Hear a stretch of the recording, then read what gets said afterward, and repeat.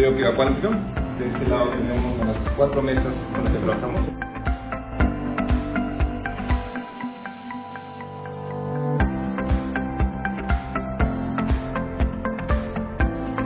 Buenas con cada uno de ustedes. El día de hoy estamos en el Laboratorio de Óptica Cuántica con el doctor Omar Ortiz.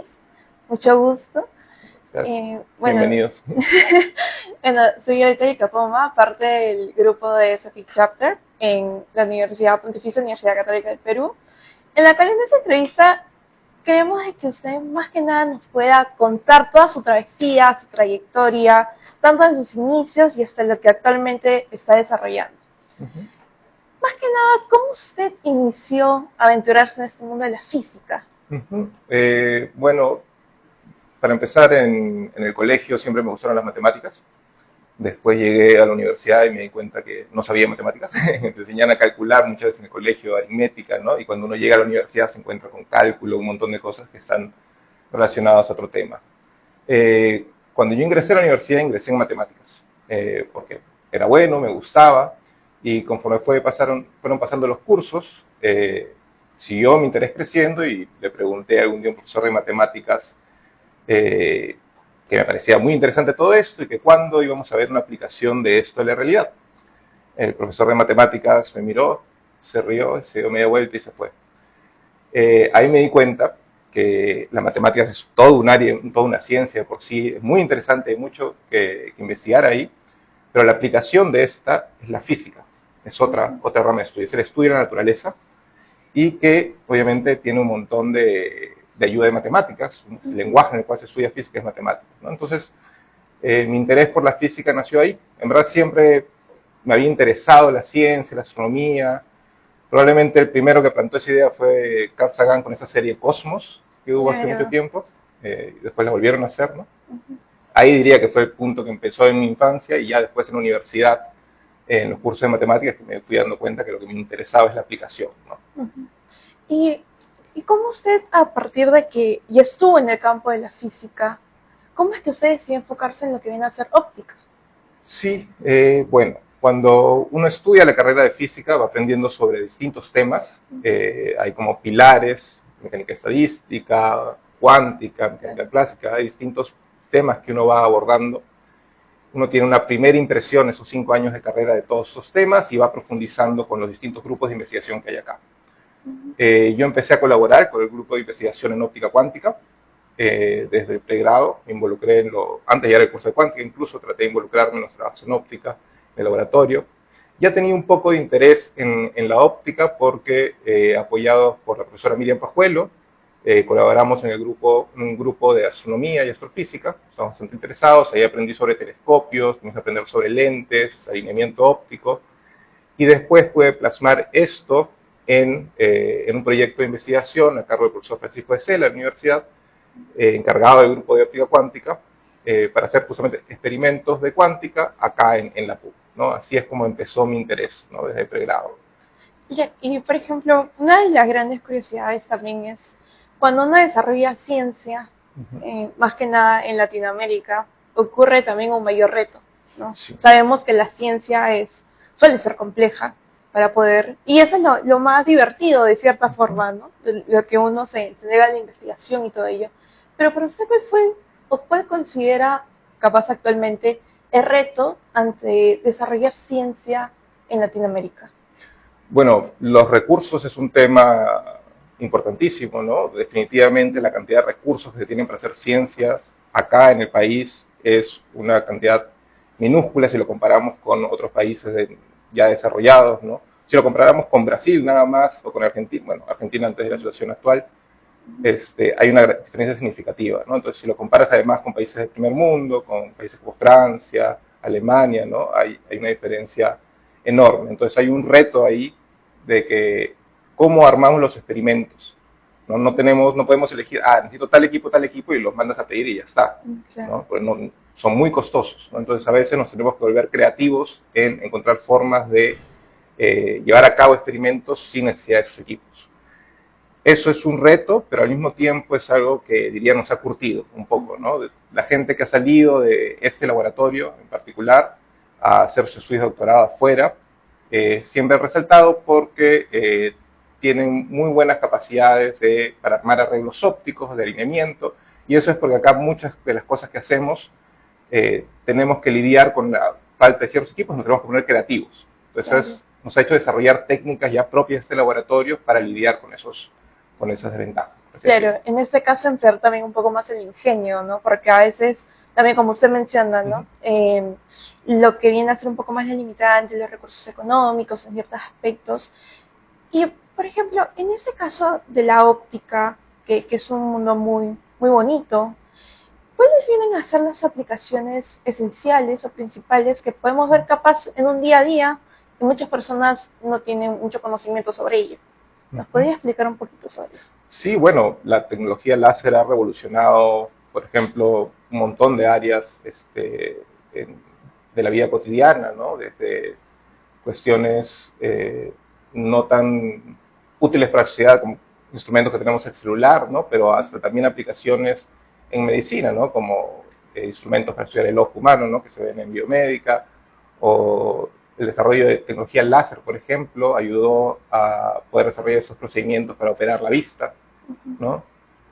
Hay muchas aplicaciones de óptica y de hecho hay un cambio conforme van avanzando las tecnologías, ¿no? Por ejemplo, ahora vemos un montón de luces LED. Antes teníamos focos incandescentes, ¿no? Después tienes ya fluorescentes y ahora tienes tecnología LED para iluminar, ¿no? Entonces la ciencia un poco va avanzando de esa forma, ¿no? Primero se comprende los fundamentos, lo que está detrás, ¿no? de la naturaleza, y después vemos cómo aplicar esto en la sociedad, ¿no? Y por ejemplo, ¿usted cuál siente que es el potencial que vayamos a tener acerca de la óptica en un futuro, ¿no? Un futuro cercano como lejano. Bueno, hoy día casi toda la tecnología que tenemos viene básicamente del control de partículas como los electrones, ¿no? Electricidad que fluye, y también la luz, partículas como fotones. Eso es tecnología más reciente. Hay todo un área que se conoce como tecnologías cuánticas que presenta lo que llaman un game changer, en inglés un cambio en el juego, ¿no? Un cambio de paradigma en cómo se hace, por ejemplo, computación, cómo se hace criptografía, comunicaciones. Quizás uno de los campos más prometedores para la óptica es el que se llama la fotónica, relacionado a óptica cuántica justamente, que plantea la idea de poder hacer computación cuántica con luz, ¿no? Al menos resultados teóricos muestran de que puede haber capacidades de cómputo que son inimaginables con computadoras clásicas. Entonces, es una línea que se está persiguiendo, así como hace más de 50 años hubo una carrera espacial, una carrera por quién llegaba a la Luna, por quién dominaba la tecnología espacial. Hoy en día hay una carrera también, hay una carrera por el control de las tecnologías cuánticas, ¿no? Y en ese caso, fotónica es uno de esos frentes en los cuales está habiendo bastante desarrollo. Claro, porque, bueno, por ejemplo, una de las cosas en donde también podemos ver es que también se están desarrollando ciertos, tanto equipos como para diagnósticos médicos, en la cual están empleando mucho lo que viene a ser el sistema de óptica, también en lo que viene a ser ropa, incluso en la industria, se pueden ver que hay una nueva innovación, ¿no? Una nueva aplicación que antes capaz se veía muy lejano, ¿no? O que a veces nosotros en general podemos decir, incluso podemos crear un estereotipo de la propia ciencia, ¿no? De que solamente se pueden englobar en ciertas cosas. Y, por ejemplo, ¿usted nos podría comentar capaz tanto en las aplicaciones como en la industria, como en las aplicaciones netamente de investigación que se podrían realizar aquí en la universidad enfocada a óptica? Bueno, es que en las aplicaciones netamente de investigación hay un oxímoron ahí, porque la investigación lo que busca es comprender la realidad, la naturaleza, ¿no? Uno puede hacer investigación con fines de aplicación, ¿no? Pero la idea de la investigación no requiere que haya una aplicación, ¿no? Entonces, primero comprendemos cómo funciona la naturaleza y después vemos cómo podemos usarle esta para aplicarla a un problema de la sociedad, ¿no? Recuerdo una frase, creo que fue Faraday que mencionaba eso, que le preguntaban, que le decían, le cuestionaban, ¿no? ¿Para qué va a servir esa tecnología que está desarrollando? Faraday estudió electromagnetismo. Fue el primero en ver cómo usar la electricidad para generar un movimiento mecánico. Bueno, hay dos historias. Una es que dicen que cuando le preguntaron eso, le dijo, algún día cobrarán impuestos por esto. Y la otra forma de plantearlo es, cuando aparece una tecnología nueva, es como que nazca un bebé. Tú no vas, miras al bebé y le preguntas, ¿para qué vas a servir? ¿No? ¿Qué vas a hacer cuando crezcas? ¿No? Es muy temprano para eso, ¿no? Primero se forma el conocimiento y después, a partir de eso, podemos ver las aplicaciones, ¿no? Y bueno, el desarrollo tecnológico que tenemos hoy en día, los últimos 100 años, es una muestra de eso. Quizás ha sido tanto el avance tecnológico que a veces nos desconectamos un poco, ¿no? Tenemos un montón de tecnología, premios Nobel, desarrollos tecnológicos de premios Nobel en los celulares que nos parecen cotidianos hoy en día, ¿no? Pero esa es la forma como avanza. Claro.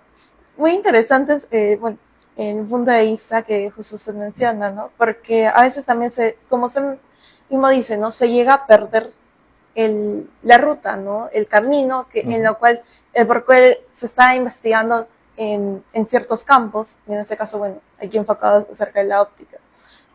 Y usted, por ejemplo, bueno, ¿qué podría proponer para que capaz más jóvenes puedan conocer acerca de la óptica?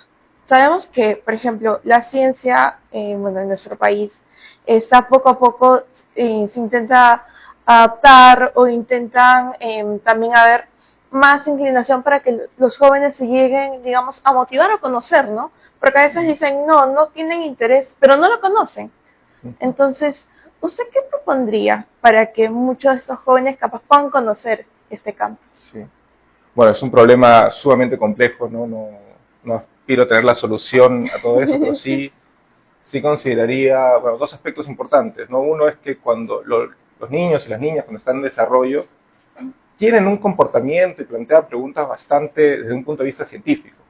Es en algún momento en el colegio en el cual se va perdiendo eso, ya uno se ve como cae en cierto molde de qué es lo que debe hacer, ¿no? Eso es uno desde la infancia, ¿no? Fomentar la curiosidad, las preguntas, ¿no?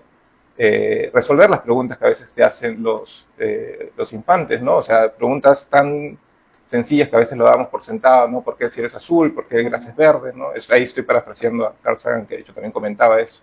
Entonces hay un punto en el cual se pierden esas preguntas y uno acepta que el cielo es azul porque es azul, que el gras es verde porque es verde, ¿no? Claro. Pero esas preguntas son muy profundas, ¿no? Hay que cultivar esas preguntas.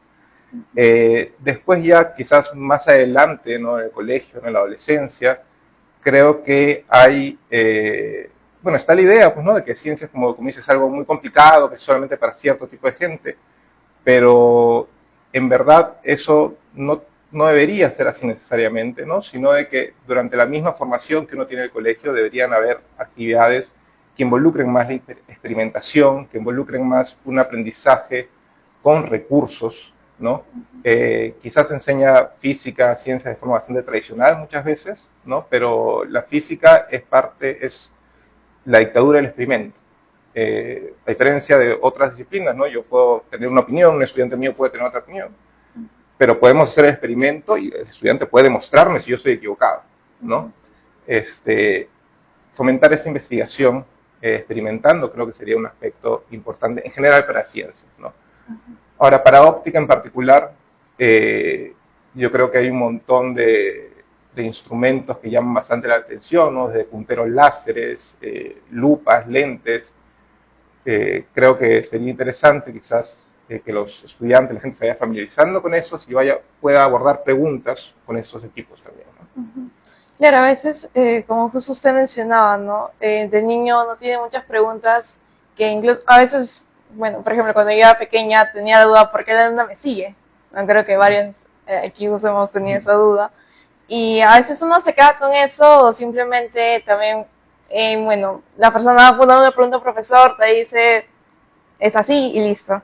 Entonces también está cierto estigma, ¿no? Y como usted mencionaba, siempre está el hecho de que cuando uno menciona sobre el campo de la ciencia, te dicen, no, es solamente pura matemática, puro ello, entonces a veces sigues creciendo con ese estigma y también es por ello que a veces muchos jóvenes no se atreven a curiosear o a querer saber un poquito más, ¿no? Exacto. Porque tienen como que esa limitante de que solamente eso te cierra.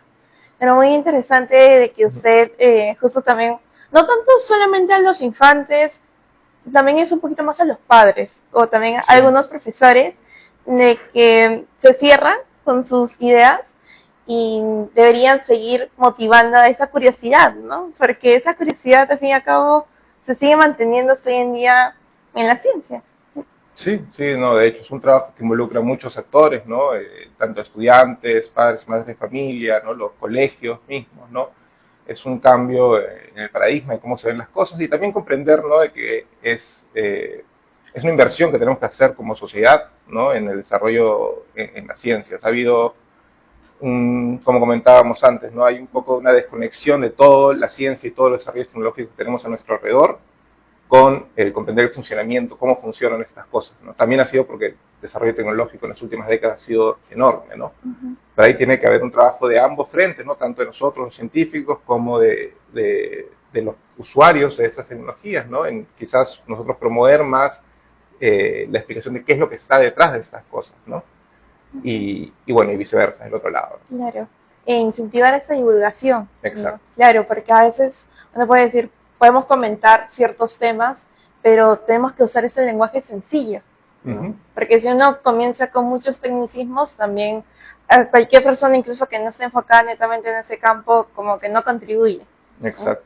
Y creo que uno de los focos principales de la ciencia en general es de que pasa al alcance de todos. Sí, sí, a veces mucha gente te responde algunas cosas con términos y con ese término ya considera que está resuelta la pregunta, ¿no? Pero si le preguntas qué significa eso, pues te das cuenta de que en verdad con el tiempo solo has asimilado el uso de esa palabra, ¿no? Entonces hay una mayor profundidad que tenemos que llegar también, ¿no? Y doctor, ¿usted qué le comentaría a esos jóvenes que están en pregrado, capaz recién iniciando en el campo de la física, o bueno, en otro campo, pero que capaz tienen un ligero interés en la óptica? ¿Qué le sugeriría a usted capaz para que sigan en ese camino? Si es lo que realmente... Sí, bueno, si están estudiando física, les diría que tienen un montón de temas que cubrir durante la carrera. Es importante tener la vista general de todos estos temas, ¿no? Física es algo bien amplio, que, ¿verdad? O sea, la carrera dura 5 años, pero uno puede profundizar mucho más en eso, ¿no? Estudio de maestría, estudios de doctorado. Si les interesa la óptica, yo les recomendaría que, bueno, uno, empezar desde, si ya están en física, no van a tener que aprender electromagnetismo, que aprendan mucho, que presten mucha atención a esas clases, que son muy importantes. Y les recomendaría también, ¿no?, de que ellos mismos empiecen a experimentar, ¿no? Hoy en día hay piezas de acrílico, hay punteros láseres, hay cosas con las que se puede trabajar, ¿no? Y un poco lo que uno aprende después de estudiar el doctorado, después de acabar, es que, y lo que uno se da cuenta también, ¿no?, que lo más importante que uno tiene que aprender es justamente cómo aprender, cómo revisar fuentes, qué fuentes sí confío, qué fuente no, contrastar información, ¿no? Es algo que creo que se está perdiendo un poco, también hay un punto débil, la pandemia también nos ha afectado, ¿no? Pero me encuentro estudiantes de primeros años, ¿no?, que me comentan de que no han revisado un libro, por ejemplo, porque lo tienen todo en las diapositivas, ¿no? Es un problema, ¿no? Leer un libro es algo indispensable, ¿no? El conocimiento está ahí, ¿no? Las diapositivas te van a decir cierta información, pero hay mayor profundidad a la cual tenemos que llegar, ¿no? Quizás eso sería lo más importante, ¿no? Que profundicen en los temas, ¿no? Que los comprendan a cabalidad. Está la idea a veces de que tenemos que hacer la fórmula y ya está, ¿no? Pero hay que comprender qué es lo que está detrás de esa fórmula. Claro, el por qué, ¿no? Exacto. A veces también muchos nos dedicamos a memorizar la fórmula, memorizar cierta parte de la teoría, pero en realidad cuando, justo como usted mencionaba, si nosotros agarramos el libro, hay toda una explicación detrás del por cual cada variable, cada constante se aplica para que llegue a ese tipo de fórmula, ¿no? Exacto. Además, probablemente cuando ponemos los exámenes no le vamos a poner el problema exactamente como está, ¿no? Sino hacemos una variante que requiera justamente que hayan comprendido a profundidad el concepto detrás, ¿no? Y doctor, cuéntanos un poco más sobre lo que se realiza en el laboratorio, las investigaciones, y también un poquito sobre los desafíos que usted ha atravesado en sus distintas investigaciones, como en los retos que pueda tener actualmente. Bueno, en el laboratorio trabajamos con láseres y con fuentes de fotones. Los láseres es una de las primeras plataformas físicas que usamos para hacer experimentos. ¿No? Hacemos experimentos de tipo de interferometría, trabajamos con la polarización de la luz, que es un grado de libertad que tiene.